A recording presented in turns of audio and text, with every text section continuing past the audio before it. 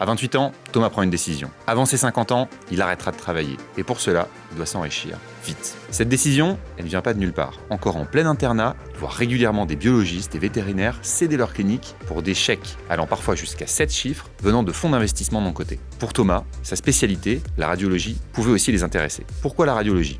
C'est un métier qui nécessite du capital coûteux pour se lancer. Scanner, IRM, sans compter la formation de 12 ans de chaque salarié. C'est un besoin récurrent. Tant qu'il y aura des humains, il y aura de l'imagerie médicale. C'est un secteur en plus qui est facile à consolider. Les fonds adorent regrouper des entités pour augmenter leur valorisation. Alors qu'il n'a même pas encore terminé ses études, Thomas a déjà établi son propre plan. 1. S'associer le plus vite possible pour détenir du capital. 2. Acquérir les murs pour sécuriser l'exploitation. 3. Absorber des concurrents. Et 4. Trouver un acheteur. Sur le papier, le plan a l'air simple. À présent, je vais vous raconter comment est-ce qu'il l'a exécuté. Thomas a 30 ans. Et notre radiologue vient d'être embauché dans une clinique pour un salaire de 85 000 €. Cette clinique, Thomas ne la choisit pas par hasard. Elle est petite, ce qui veut dire que, malgré un salaire plus bas, Thomas y aura une plus grande influence. À ce stade, Thomas est concentré sur bien faire son travail pour monter dans l'estime de ses associés et sécuriser son patrimoine personnel. Chaque mois, il épargne plus de 30% de son salaire, soit 1 400 €, qu'il répartit dans plusieurs enveloppes. Premièrement, son matelas de sécurité, et il est placé sur un livret A. Ensuite, un PEA, via lequel il détient un seul ETF, le MSCI World, puis du Bitcoin et de l'Ethereum. Il investit en parallèle sur un compte titre pour s'amuser avec du stock picking. Vous l'avez compris, Thomas est un passionné d'investissement. C'est d'ailleurs la raison pour laquelle il le sait, sa seule façon d'accélérer sa trajectoire, c'est d'entrer au capital de sa clinique. 4 ans s'écoulent. Thomas a 34 ans et met désormais 50 000 € de patrimoine. 23 000 € sur son matelas de sécurité, 17 000 € sur son PEA, 5 000 € en crypto-monnaie et 5 000 € sur son compte titre. Le moment qu'il attendait arrive. Les associés du cabinet lui proposent d'entrer au capital à hauteur de 25%. La société d'exercice libéral dégage actuellement un chiffre d'affaires de 2,25 millions d'euros. Elle est valorisée à 50% de ce chiffre d'affaires, plus l'excédent de trésorerie, soit 1,25 million d'euros. Thomas doit donc investir près de 312 500 €, qu'il n'a pas. Ça représente 6 fois son patrimoine actuel. La plupart des jeunes médecins auraient hésité. Pas Thomas. Il est prêt à se lancer dans le grand bain, mais il sait que seul, il n'y arrivera pas. Pour bien structurer une entrée au capital, Thomas a besoin d'un avocat fiscaliste. C'est pour cette raison que j'ai sollicité maître François Sellard, avec qui nous suivons déjà plusieurs clients Finary One. Bonjour François. Bonjour Corentin, je te remercie pour l'intro. Voici le schéma que Thomas a en tête. Thomas emprunte 312 500 € à la banque et rembourse l'emprunt avec son salaire et les dividendes qu'il percevra. Problème, les dividendes sont soumis à l'impôt. Aujourd'hui, la flat tax de 30%, hors contribution exceptionnelle sur les hauts revenus et contribution différentielle sur les hauts revenus, la petite nouvelle depuis 2025. De plus, les intérêts d'emprunt ne sont pas déductibles lorsqu'il s'agit d'un engagement souscrit à titre personnel. Pour rembourser 312 500 € d'emprunt et payer les 27 000 € d'intérêts bancaires, il doit alors percevoir 480 000 € de dividendes bruts. Ce schéma de souscription en nom propre au capital de la société est couramment utilisé par les jeunes nouveaux associés. Mais nous pouvons faire mieux.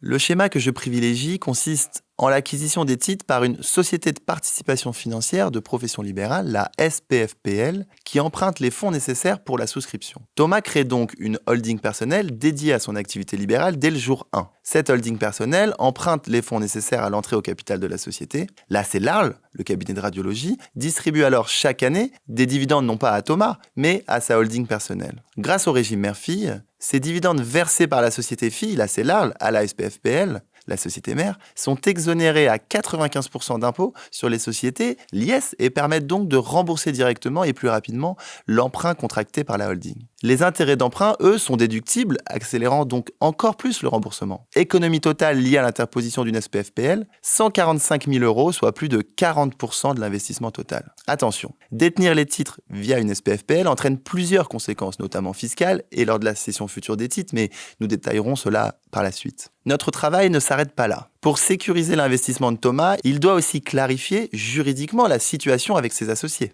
C'est la raison pour laquelle j'ai aussi fait appel à maître Antoine Sellard, le notaire de Legend. Je te remercie pour l'introduction, Corentin. Bienvenue dans la Minute Notaire. Alors, lorsque je vais m'associer, il est impératif d'anticiper toute situation de conflit. Il faut fixer les grands axes des décisions à prendre en concluant un pacte d'associés. Donc, même si vos associés sont vos amis ou des membres de votre famille, le pacte d'associés vous protège, vous et eux, dans les moments clés. Pour Thomas, nous avons construit un pacte qui sécurise 4 aspects fondamentaux. L'exploitation, la rémunération, la gouvernance et la sortie. Donc concrètement, comment ça se matérialise ? Une rémunération encadrée, identique pour un temps de travail équivalent, reflet de l'équité entre associés. Une procédure de sortie sécurisée, avec priorité de rachat à départ et clause de non-concurrence pour protéger l'activité. Une organisation du travail clarifiée, afin de prévenir les tensions et garantir le bon fonctionnement du cabinet. Le deuxième volet concerne la gouvernance. Il s'agit en fait de définir un cadre précis pour la prise de décision avec des majorités qualifiées pour toutes les décisions stratégiques, modification profonde de l'activité, changement de statut, cooptation ou cession de parts. Ainsi, Thomas, bien que minoritaire au capital, est protégé juridiquement, tout comme ses associés. Nous abordons également la situation matrimoniale de Thomas et de son épouse pour aligner les choix patrimoniaux avec leurs objectifs communs. Donc, compte tenu de leur profession et de leur souhait d'agir librement à ce stade, Thomas et son épouse ont opté pour le régime de la séparation de biens, tout en créant une société d'acquis. Celle-ci leur permettra de mettre en commun certains biens, notamment leur future résidence principale, tout en conservant leur autonomie patrimoniale. 2 ans plus tard, Thomas a 36 ans et son cabinet se porte bien. Son salaire a progressé à 140 000 € et ses dividendes de 60 000 € tombent annuellement. Ces derniers remboursent, comme prévu, l'emprunt contracté par la SPFPL. Jusqu'ici, Thomas avait fait le choix de ne pas être propriétaire, pour garder sa capacité d'emprunt au cas où il n'entrerait jamais au capital du cabinet. Maintenant associé, et ayant maximisé son risque puisque la majeure partie de son patrimoine n'est constituée que d'un actif, Thomas recherche maintenant de la sérénité personnelle. Il est marié et souhaite avoir des enfants, il recherche donc le toit qui pourra l'accueillir lui et sa famille. Thomas fait le bilan de ses investissements personnels, son PEA a plus de 5 ans d'ancienneté, il peut donc le racheter partiellement, sans le clôturer et avec une fiscalité avantageuse, 17,2% de prélèvements sociaux uniquement. Ces cryptos ont été sécurisés en stablecoin et sont donc revendus contre acquittement de l'imposition à la flat tax de 30% sur les plus-values. Le compte titre est vendu également pour compléter l'apport. Au total, Thomas dispose de 60 000 € d'apport personnel. Il achète donc avec son épouse un bien d'une valeur de 900 000 €. Sa part, 600 000 €, est financée à 90% par emprunt bancaire et il l'obtient très facilement de par son emploi dans la fonction médicale. Mais aussi grâce à la structuration de sa dette professionnelle via SPFPL et non en détention directe. Un tel financement professionnel, souscrit par une société, ne réduit pas la capacité personnelle d'emprunt. Pourquoi cette prudence ? Thomas sait que si la concentration rend riche, c'est la diversification qui permet de le rester. La SPFPL, elle incarne cette valeur. Professionnellement, Thomas est all-in sur son cabinet. Dans sa vie personnelle, qu'il partage avec sa femme et de futurs enfants, Thomas recherche plutôt l'équilibre, la liquidité et la sécurité. Thomas a désormais 40 ans, 6 ans se sont écoulés depuis son association, le cabinet tourne bien, son salaire reste à 140 000 €, mais ses dividendes, eux, sont montés à 186 000 € par an. Son patrimoine personnel brut dépasse à présent 1,3 million d'euros. Un matin, Thomas repose son journal et lit qu'entre 2015 et 2020, un grand nombre de laboratoires d'analyse médicale ont été consolidés. Biogroup, Cerba, Synalab. Ces noms ne disent rien au grand public. Pourtant, derrière eux se cachent des fonds d'investissement qui ont racheté des centaines de laboratoires. Puis les vétérinaires, IVC Evidentia, Anicura, CVS, même schéma. Les fonds anglo-saxons rachètent des cliniques isolées, les regroupent et les professionnalisent. Le résultat, des valorisations multipliées par 2, voire par 3. Les radiologues sont aussi de la partie. Thomas lit dans les Échos qu'Unilab, géant européen de l'imagerie médicale, vient d'acquérir 3 groupes français. Le motif qui se dessine est clair. Les fonds ne s'intéressent pas aux petits cabinets isolés, ils rachètent des plateformes structurées et multisites. Plus le groupe est grand, plus sa valorisation est élevée en pourcentage du chiffre d'affaires. Un cabinet seul est en moyenne racheté pour 50% du chiffre d'affaires, un groupe consolidé 80%, voire 100% du chiffre d'affaires. S'il veut atteindre son objectif de retraite anticipée, il doit passer à l'échelle. Dès qu'il expose ses projets d'ascension à ses associés, ils acceptent immédiatement. Thomas identifie 3 méthodes pour construire son empire. Levier numéro 1, recruter des jeunes radiologues salariés. C'est le plus rentable pour les associés. Concrètement, le cabinet embauche un radiologue junior sortant de l'internat. Salaire, 75 000 € par an. Ce jeune radiologue génère environ 300 000 € de chiffre d'affaires. Après déduction de son salaire, des charges, du matériel, il reste environ 100 000 € de résultat net. Ce résultat est ensuite partagé entre les associés. Entre 40 et 45 ans, le groupe recrute 8 jeunes radiologues. Le chiffre d'affaires progresse de 2,4 millions d'euros. Mais ce levier a une limite. Les jeunes radiologues, après quelques années, veulent s'associer. Si Thomas refuse, ils partiront créer leur propre cabinet. Il doit donc combiner ce levier avec les 2 autres. Levier numéro 2, racheter des cabinets existants. C'est le plus simple pour étendre la couverture géographique. Thomas cible les cabinets bien situés, rentables, mais dont les associés approchent de la retraite. Premier achat, un cabinet à Neuilly-sur-Seine. 3 radiologues associés, 65, 63 et 62 ans. Le chiffre d'affaires, 2,8 millions d'euros. Ils veulent partir à la retraite, mais aucun repreneur individuel ne peut débourser 1,4 million d'euros. Thomas leur fait une proposition, sa selle rachète leur selle pour 1,4 million d'euros. Le financement est obtenu à 100% par emprunt bancaire. Les radiologues de Neuilly conservent des parts dans le groupe consolidé tant qu'ils poursuivent leur activité. Et ils partent progressivement et sont alors substitués par de nouveaux médecins radiologues exerçants.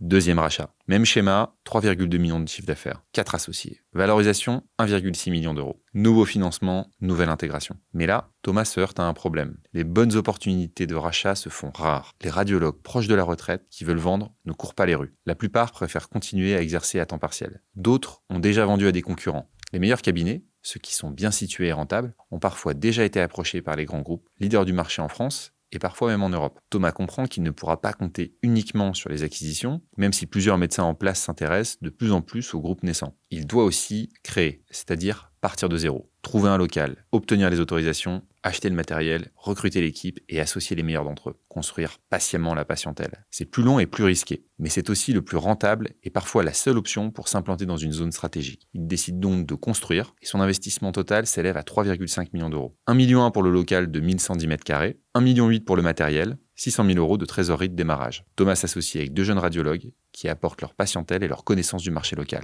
Les 18 premiers mois sont difficiles, le centre perd de l'argent, mais Thomas tient bon. Il sait que la création ex nihilo est un marathon, pas un sprint. Au bout de 2 ans, le centre atteint 3,5 millions d'euros de chiffre d'affaires et devient rentable. En plus d'ajouter un bras à son groupe, Thomas prouve qu'il est capable de créer de la valeur, pas seulement de l'acheter. Le bilan après 5 ans, le cabinet historique, porté par la croissance organique, atteint 4 millions d'euros de chiffre d'affaires. Les 8 jeunes radiologues recrutés génèrent 2,4 millions d'euros supplémentaires. Le premier cabinet à Neuilly apporte 2,8 millions d'euros. Le second, 3,2 millions d'euros. Le centre, créé de toutes pièces, contribue désormais pour 3,5 millions d'euros au groupe. Au total, c'est 15,9 millions d'euros de chiffre d'affaires générés par le groupe de Thomas et ses associés. Le dernier levier dont Thomas dispose, c'est l'intégration de nouveaux associés stratégiques par échange de parts. Ce levier, Thomas l'emploie avec parcimonie car il dilue sa propre participation. Mais parfois, c'est le prix à payer pour convaincre la bonne personne. Par exemple, un radiologue d'intervention spécialisé dans les procédures complexes. Il exerce seul et réalise 1,2 million d'euros de chiffre d'affaires. Thomas lui propose de rejoindre le groupe en échange de parts du groupe consolidé. Ici, la dilution est un mal pour un bien. La valeur créée la compense largement. Permettez-moi de vous donner plus de détails sur la structuration du rachat du cabinet de Neuilly. C'est un cas d'école. La première étape consiste en une lettre d'intention et un audit.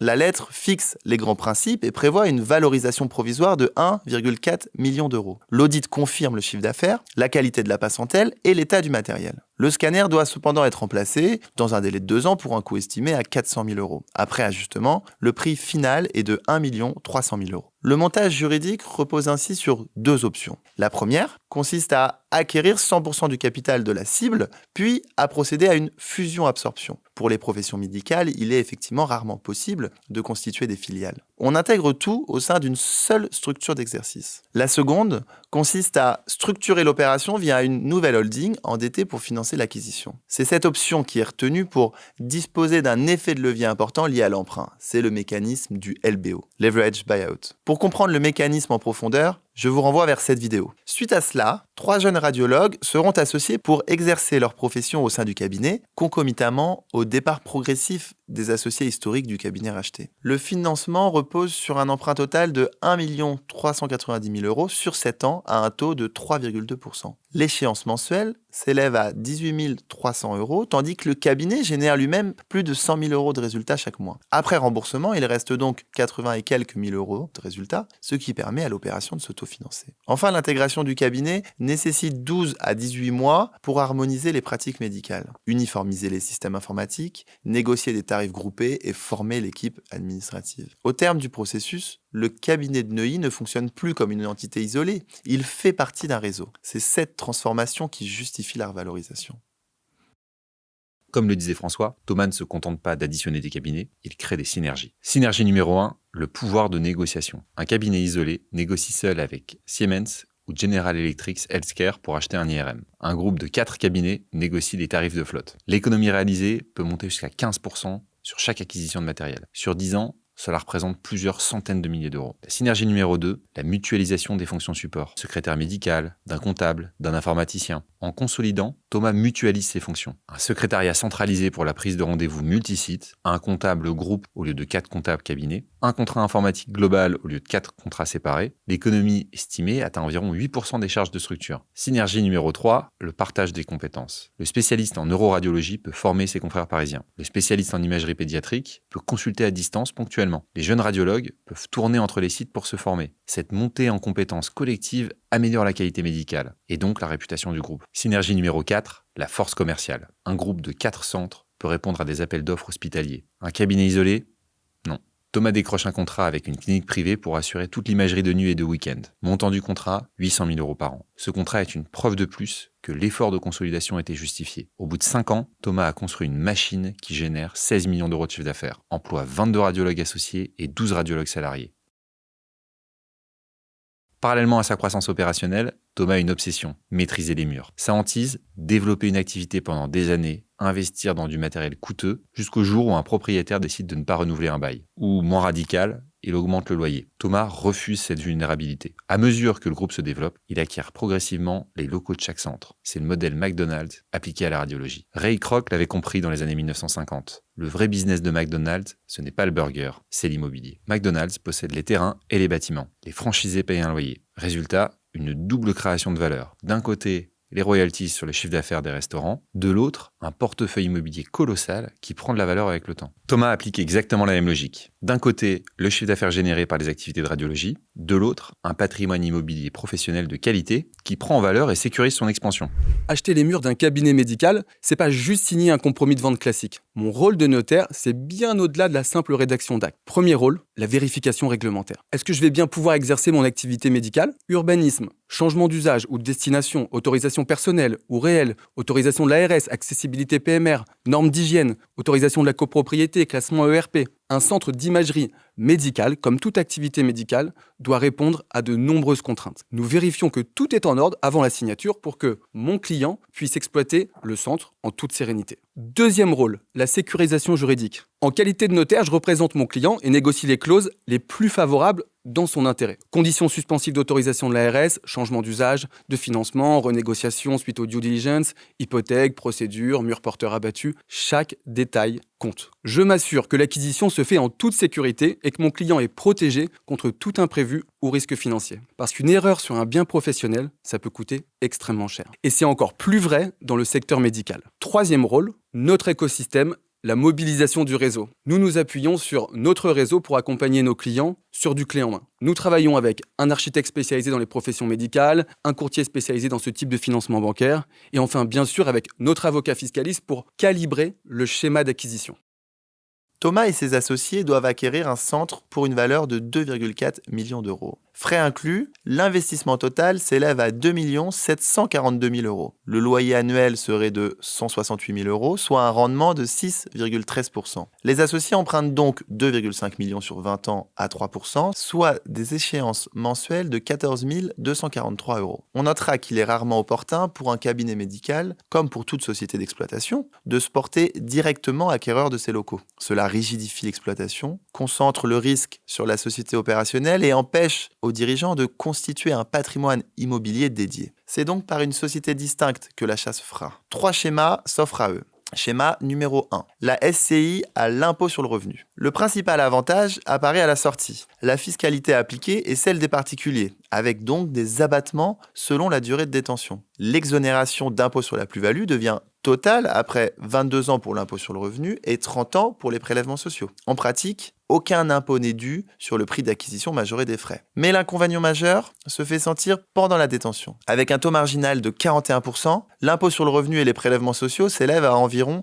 43 000 € par an pour nos associés. C'est souvent rédhibitoire, car ces revenus servent majoritairement au remboursement de l'emprunt. Verdict, un schéma à éviter pour Thomas. Schéma numéro 2. Une société civile immobilière à l'impôt sur les sociétés. Ici, tous les frais d'acquisition passent en charge et peuvent générer un déficit reportable. L'amortissement du bien vient réduire le résultat imposable chaque année. Ici, l'inconvénient majeur apparaît à la revente. La plus-value intègre tous les amortissements pratiqués. Chaque euro déduit pour réduire l'impôt annuel est ajouté au calcul de la plus-value imposable, ce qui peut considérablement alourdir la fiscalité finale. Verdict, ce schéma est souvent employé, mais il n'est pas toujours optimal si d'autres solutions permettent de mieux gérer la fiscalité et de répondre aux objectifs des sociétés. Schéma numéro 3. SCI à l'impôt sur le revenu avec une cession d'usufruit temporaire. C'est le schéma que nous avons retenu et construit pour Thomas car il correspond parfaitement au projet. Les associés créent une SCI à l'impôt sur le revenu et en sont personnellement les associés. Ils constituent le projet, sourcent le bien immobilier, obtiennent un financement bancaire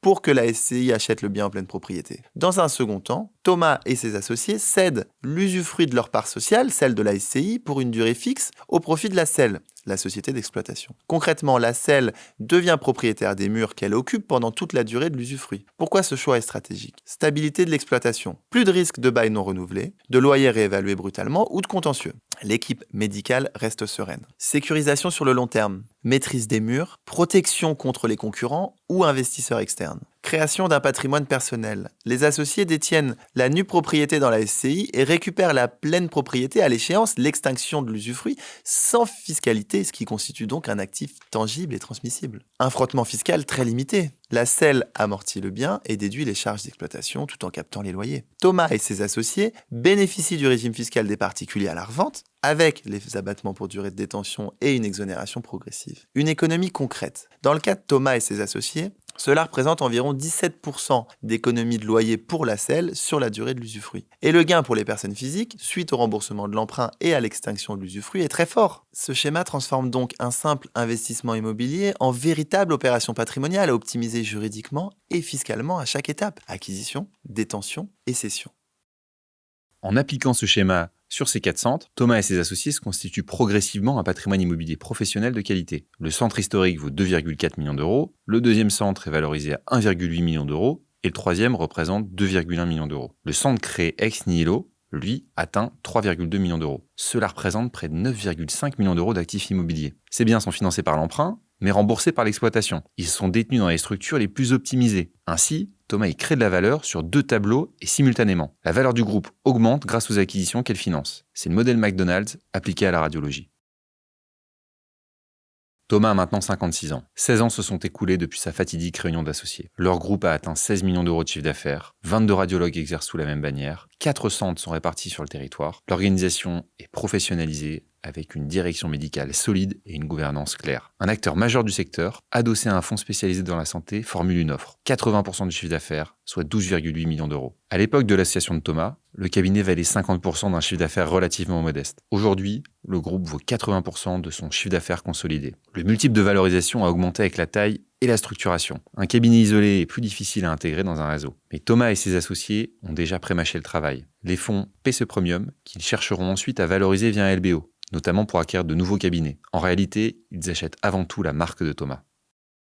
Avant de parler vente, il y a un dernier obstacle juridique qui se dresse sur la route de Thomas. Dans le secteur médical, les dispositions applicables imposent que les médecins praticiens conservent 75% du capital et des droits de vote de la société. La cession ne peut donc porter que sur près de 25% des parts sociales. Comment vendre 100% d'un groupe en ne cédant que 25% des parts ? C'est là qu'intervient un mécanisme juridique particulier, les actions de préférence. Catégorie numéro 1. Les actions de préférence de contrôle. Elles représentent 75% du capital et 75% des droits de vote. Elles sont détenues par les radiologues du groupe. Elles donnent le droit d'exercer la profession et de participer aux décisions stratégiques. Mais elles ne donnent presque aucun droit financier. Catégorie numéro 2. Les actions de préférence économique. Elles représentent 25% du capital, mais près de 100% des droits financiers. Elles ne donnent aucun droit de vote sur les décisions de gestion des centres médicaux. Pour autant, elles captent la quasi-intégralité des dividendes ainsi que la plus-value à la sortie. Ce sont ces actions de préférence, de valeur, qui sont cédées au fonds. Résultat, le fonds détient 100% de la valeur économique du groupe.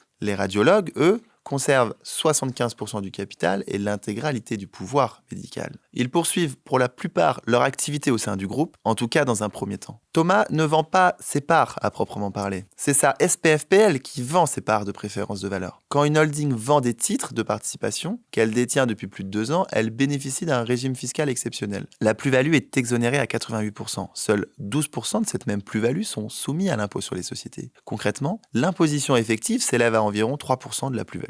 Mais attention, cela signifie qu'il ne peut pleinement disposer des fonds à titre personnel car ils appartiennent à sa société. Cela lui donne une capacité d'investissement plus forte, mais pour les capter, il devra se verser un dividende lui-même soumis à impôt. Par le même mécanisme d'une fusion-absorption de la SPFPL par la CELARL, Thomas aurait pu disposer personnellement des titres de la CELARL qu'il aurait ensuite personnellement cédés. Si Thomas avait détenu ses parts en direct, en nom propre, il aurait subi une imposition à la flat tax de 30% sur la plus-value et hors éventuel CEHR ainsi que la contribution différentielle. Faisons le calcul. La SPFPL de Thomas détient des actions valorisées à 4,5 millions d'euros. Le prix d'acquisition initiale était de 312 000 euros. La plus-value réalisée s'élève donc à 4 188 000 euros. Avec le régime des titres de participation, un impôt de 3%, soit environ 125 000 euros. En détention directe, l'impôt minimum de 30% s'élève à 1 256 000 euros. Le gain fiscal est donc de 1 131 000 euros, hors CEHR et CDHR éventuels. C'est le prix d'un appartement de haut standing parisien. C'est aussi la raison pour laquelle la structuration doit être bien réfléchie et prise en compte dès le départ d'un projet, non à la fin. On notera toutefois que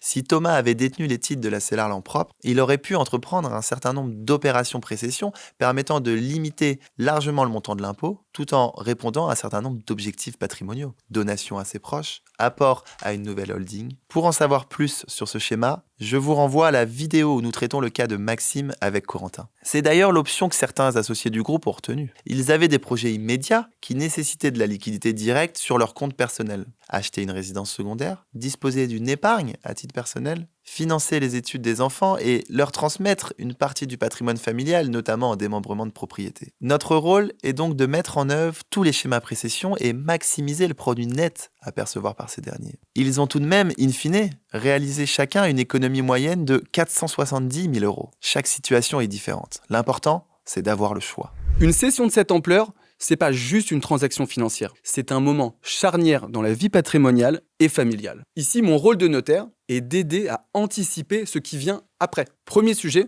la protection du conjoint. Thomas est marié sous le régime de la séparation de biens avec adjonction d'une communauté d'acquis. Les parts de la SPFPL constituent un actif qui lui est propre. En cas de décès de Thomas, sa femme héritera d'une partie mais devra peut-être partager avec les enfants. Nous mettons donc en place une donation entre époux, une donation au dernier vivant. Cela lui permet d'opter le moment venu pour l'usufruit de la totalité de la succession. Deuxième sujet, la transmission aux enfants. Thomas a 2 enfants, 18 et 21 ans, avec un patrimoine personnel de 7,5 millions d'euros et un patrimoine professionnel de 4,5 millions d'euros, nous sommes largement au-dessus de l'abattement fiscal de 100 000 euros par enfant. Si Thomas décède demain sans avoir rien préparé, ses enfants paieront environ 45% de droits de succession sur la majeure partie du patrimoine. La solution ? Anticipée par des donations. Thomas donne à chacun de ses enfants la nue propriété de parts en SPFPL, valorisée à 200 000 euros chacun. Grâce à l'abattement de 100 000 euros par enfant tous les 15 ans et au barème du démembrement de propriété, la fiscalité est minimale. Mieux encore, la valeur des parts données est figée au jour de la donation. Si ces parts valent 500 000 euros dans 20 ans, aucun rappel fiscal. Troisième sujet, la liquidation du régime matrimonial. Certains associés du groupe,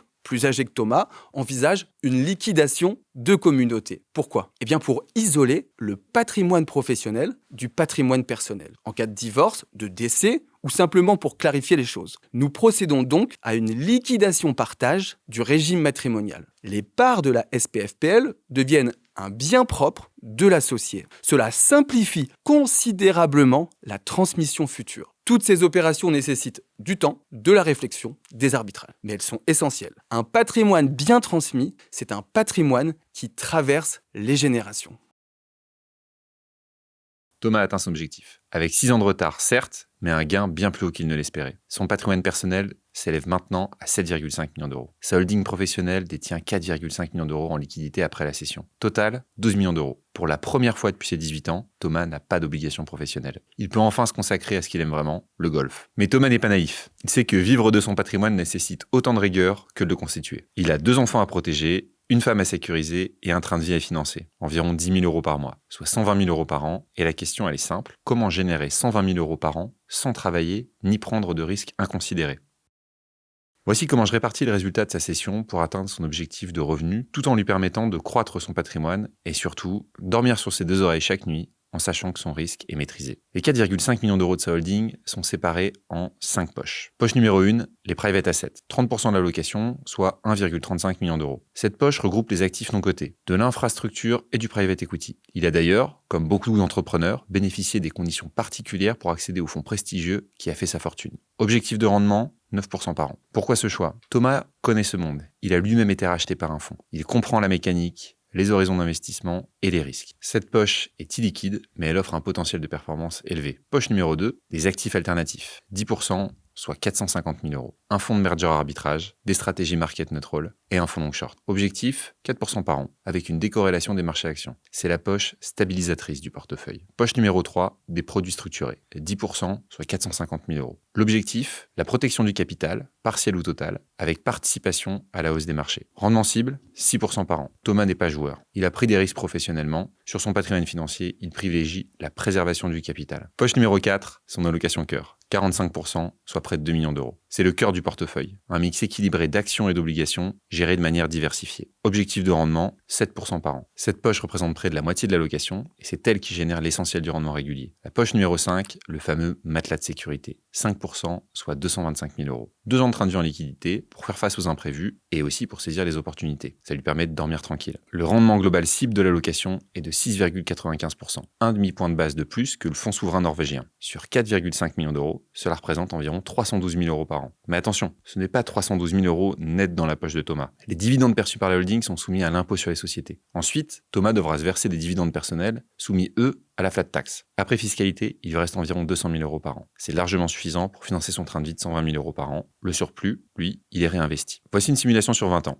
L'hypothèse de départ est de 4,5 millions d'euros. Le rendement annuel moyen est de 6,95%. Le prélèvement annuel est de 120 000 euros après fiscalité. Au bout de 20 ans, le capital atteint 9,2 millions d'euros. Thomas aura prélevé 2,4 millions d'euros cumulés pour vivre. Son capital aura pourtant plus que doublé. Pourquoi ? Eh bien tout simplement parce que le rendement du portefeuille de 6,95% est supérieur au taux de prélèvement d'environ 2,7%. Le capital se reconstitue plus vite qu'il n'est consommé. C'est la magie des intérêts composés. Et c'est aussi la raison pour laquelle Thomas a structuré, consolidé et optimisé pendant 26 ans. Son parcours n'était pas celui d'un héritier mais d'un visionnaire, humble et travailleur. Aujourd'hui, Thomas est sur un green à Biarritz. Il a transformé 12 années d'études et 26 années d'exercice en une liberté financière définitive pour lui et sa famille d'aujourd'hui, mais aussi de demain.